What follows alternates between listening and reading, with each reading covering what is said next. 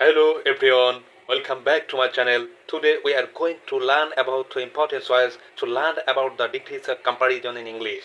Make sure to listen to this video at few times and don't forget to subscribe to my channel Chakri Bakri Sohaika and click the like button. Let's go start. এখন আমরা করব very few যুক্ত positive ডিগ্রিকে কিভাবে comparative করতে হয় superlative করতে হয় সেটা আমরা একটু এখন শিখব। একটু খেয়াল করি আমরা, যদি পজিটিভে ভেরি ফিউ থাকে, এটা আমরা লিখে নিই, যাদের হাতে খাতা কলম নাই আমরা খাতা নিই। যদি ভেরি ফিউ থাকে, খেয়াল করুন, যদি পজিটিভে ভেরি ফিউ থাকে তাহলে কম্পারেটিভে কি লিখতে পারি? কি লিখবো? দেয়ার মোস্ট আদার।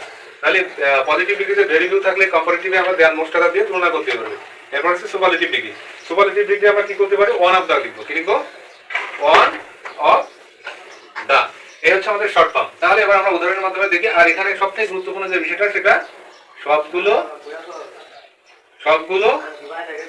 প্লুরাল হবে। সবগুলো প্লুরাল হবে। ক্লিয়ার? সবগুলো বহুবচনে হবে।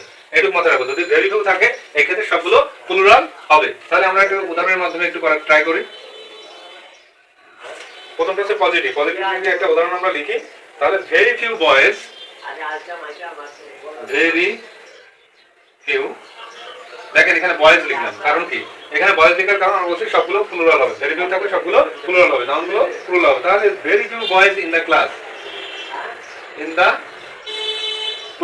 Very few boys in the class আর, দেখেন এখানে আগে ইজ লিখছিলাম, এখানে কিন্তু আর লিখলাম, আর কারণ প্লুরাল ফর্ম হবে। তাহলে আর অ্যাজ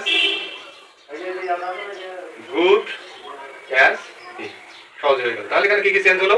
ভেরি ফিউ থাকলে আমাদের নাউন চেঞ্জ হয়েছে, প্লুরাল হয়েছে, ভার্বও প্লুরাল হয়েছে। খেয়াল করেন, ভার্বও প্লুরাল হয়েছে। তাহলে very few boys in the class আর অ্যাজ গুড অ্যাজ হি, সহজে করতে পারি। এখান থেকে আমরা কম্পারেটিভটা কি করতে পারি?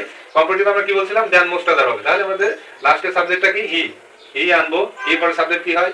ইজ হয়। তাহলে হি ইজ কম্পারেটিভ ফর্ম কি? He is good, better, best. তাহলে he is better, he is better than most other, than most other. তাহলে he is better than most other boy হবে না বয়েজ হবে? বলেন, বয়েজ হবে। ওই যে আমরা বলছিলাম ভেরি ফিউ থাকলে কি হবে? প্লুরাল হবে। তাহলে he is better than most other boys in the class. আশা করি বুঝতে পারছেন, তাই না? সবগুলো প্লুরাল হবে। যে এখানে লেখা আছে সবগুলো প্লুরাল হবে। এবার এটাকে যদি আমরা সুপারলেটিভ করি, তাহলে শেষের সাবজেক্টকে আগে নিয়ে আসবো। তাহলে হি, এরপরে ইজ। তাহলে হি ইজ, কারণ হি পরে সবসময় থার্ড পারসন সিঙ্গুলার নাম্বার। তাহলে হি ইজ, এরপর আমরা এখানে আমাদের কি ওয়ান অফ দা বলছিলাম, তাহলে he is one of the, he is one, তাহলে he is one of the best, আমাদের গুড, বেটার, বেস্ট। তাহলে he is one of the best, boy হবে না বয়েজ? বয়েজ হবে। তাহলে he is one of the best boys in the class, in the class.